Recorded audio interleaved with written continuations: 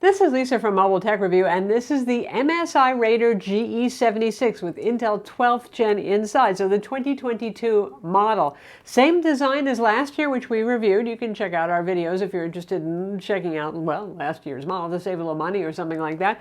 But new Intel 12th generation CPUs inside bring something potentially interesting to the table, because we saw some improvements in the desktop when it came to Intel 12th Gen in terms of performance. But just as I feared, there's going to be a difference with the laptops. We're going to look at it now.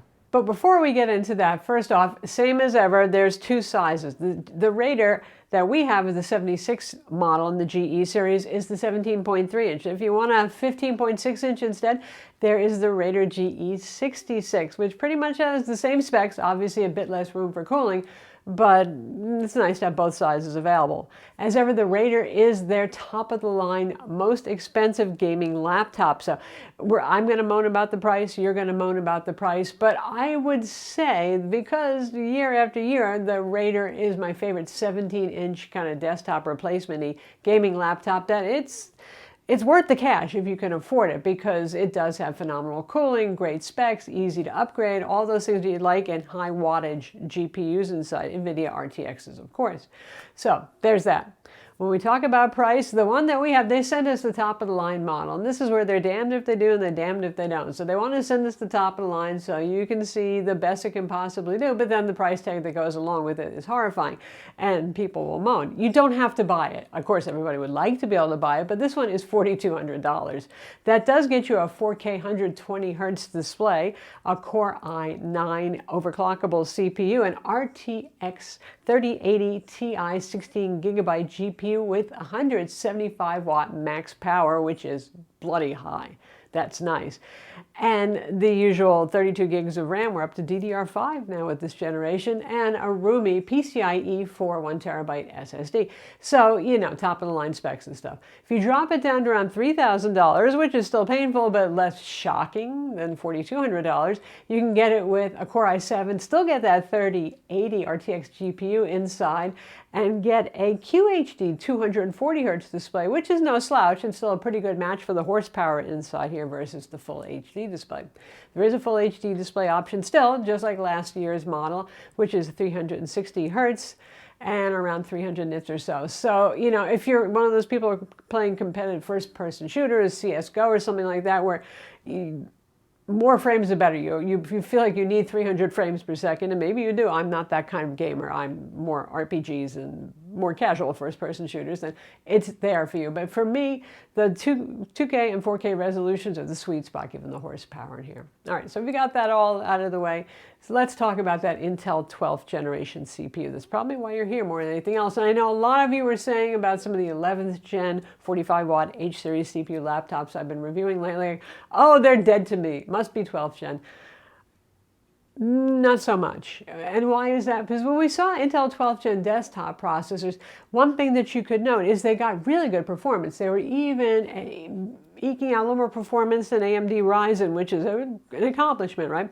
They were doing it by hitting a lot, consuming a lot of watts, basically. So sure, if the sky's the limit, you can use as much power as possible. You can get a lot of performance. That's how it works with processors, right? But when you're on a laptop, you can't quite do that. You have much more limited cooling, the amount of watts the power supply can provide, all that kind of thing. So in this model, typically, they're keeping the CPU at its nominal 45 watts. Intel says the CPU could go all the way up to 115 watts.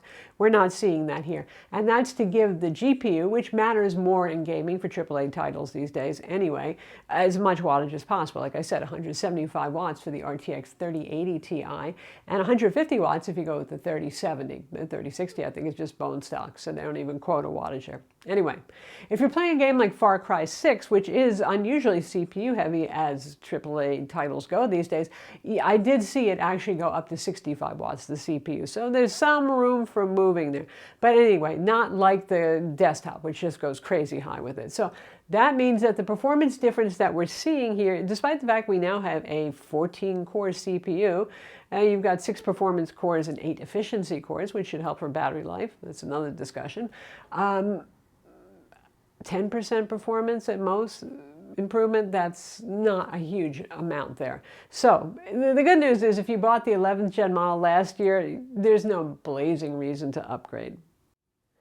All right, so if the CPU improvements are there, but not like, oh my goodness, what a leap. How about with the 3080 going to a Ti and the 3070 going to a Ti and all this sort of thing? Well, we have the 3080 Ti here, so I can speak to that one. We don't have the 3070. And there's an improvement there as well. And again, about 10% improvement. So you're still looking at RTX 3000 series GPU here. So all in all, in terms of all the benchmarks and stuff like that, there's an improvement, but not leaps and bounds, not like you must hold out and wait until you can get your hands on the 12th gen model if you're an upgrader or something like that. That said, in games, I actually saw a bit more performance improvement than I did just looking at benchmark numbers, which is nice because that's real world use. That's what matters, right? Not how great your 3D Mark score is in Firestrike or something like that. So in games, I would see at times anywhere from a 5 to 15 frame per second improvement. From the previous generation, we have an identical model for the last generation with the Core i9 11th gen and the 3080.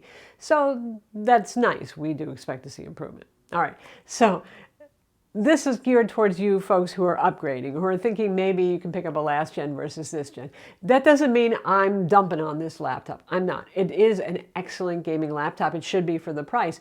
It is still super fast and performant, and I like the display resolution options that we have this year, even 120 hertz for 4K, so it's still good for gaming too. It's not just for content creation. Yay that. We have DDR5 RAM, 4800 megahertz on board. Now, still 2 RAM slots, just like MSI's always done. You know, it's a gaming laptop. You expect it to be quite upgradable. That PCIe 4 SSD is nice. It's even faster. Will you notice the difference? It really depends on what you're doing. Your games may load a little bit faster. Content creators will like it, for example, in Lightroom when you're saving a whole lot of files to disk, that sort of thing. And also we have Wi-Fi 6E. It's a killer card. It's made by Intel Azera, Bluetooth 5.2 on board, and a 1080p webcam, which is okay. You know, at least it's not 720p, but it's still not amazing.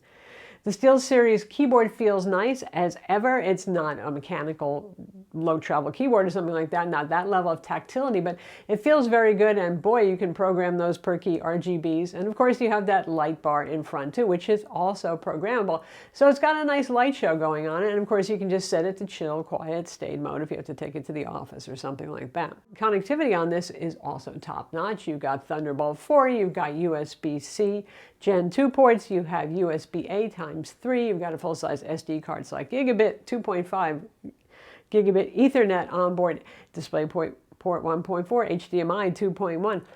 It's a lot of ports. So aces in connectivity, and for a laptop that is 6.39 pounds, which is 2.9 kilograms, and not that thick for a gaming laptop, honestly, these days, it's offering a lot.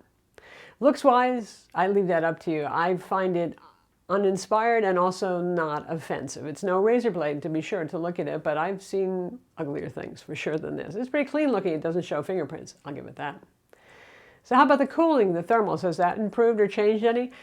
It's pretty similar, because when you're using it for what it's intended for, which is gaming or video production or 3D rendering, you're using those performance cores anyway, hitting those hard. So I would say the noise levels, having used the last gen extensively, are pretty similar here. The thermals are slightly better, but I'll get into one of the reasons why in a minute for that.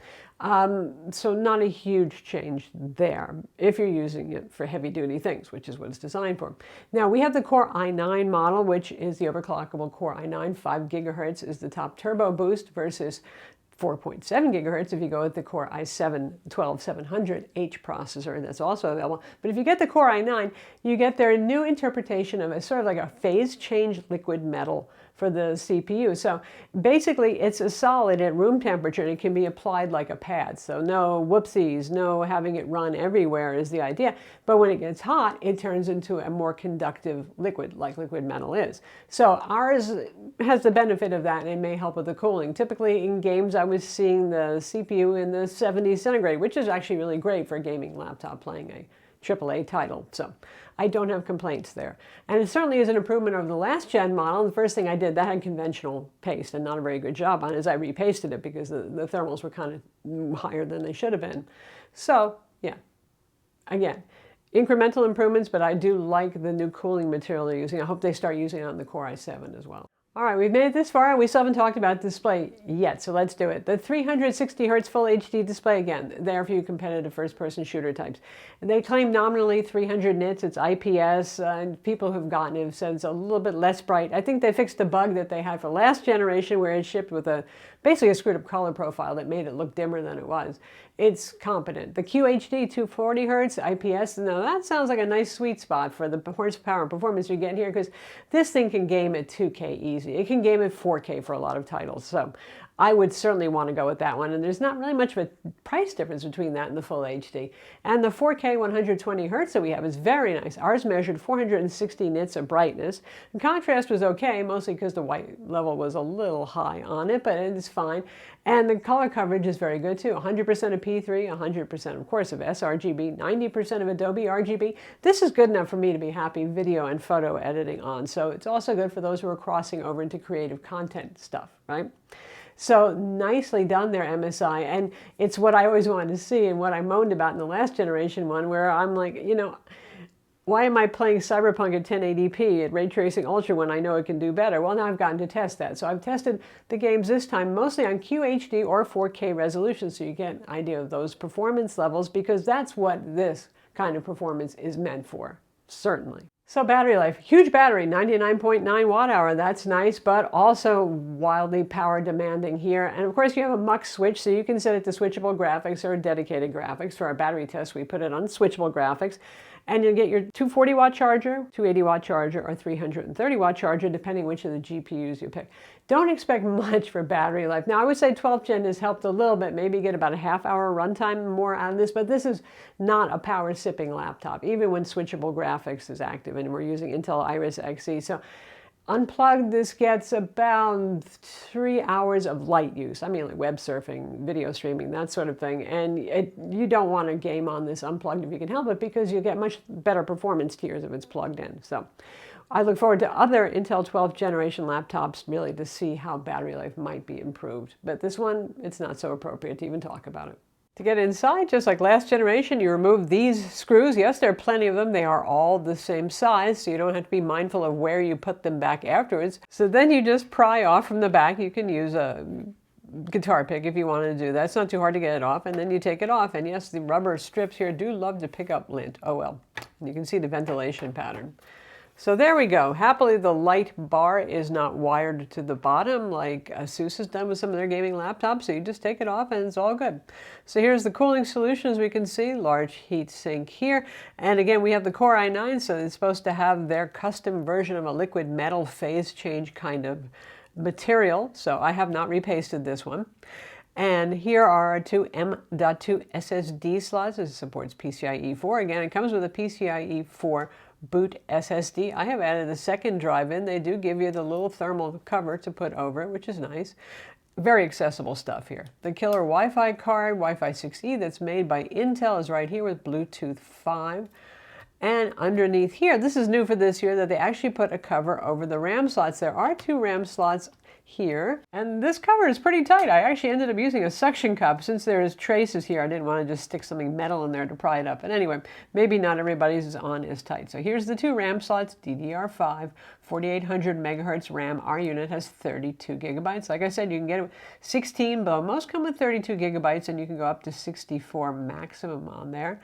And then we've got the battery here, 99.9 watt hours, the biggest possible battery capacity you can have, and still be allowed to take this on an airline. And here are 2 of the 4 speaker drivers. So this guy has 2 woofers and 2 main stereo speakers as well, and the audio is certainly above average on this big chassis laptop. We'd hoped so, but really I do enjoy the audio on it. So that's the Intel 12th generation MSI Raider GE76 for 2022.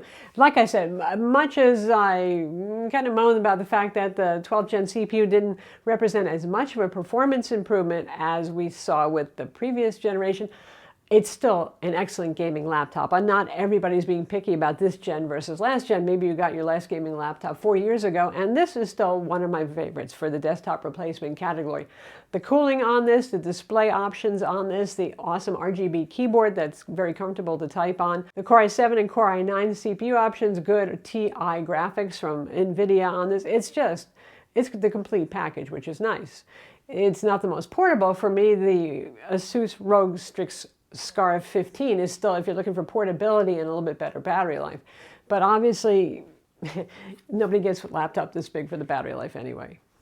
I'm Lisa from Mobile Tech Review. Be sure to subscribe to our YouTube channel for more cool tech videos and hit the notification bell so you know about them.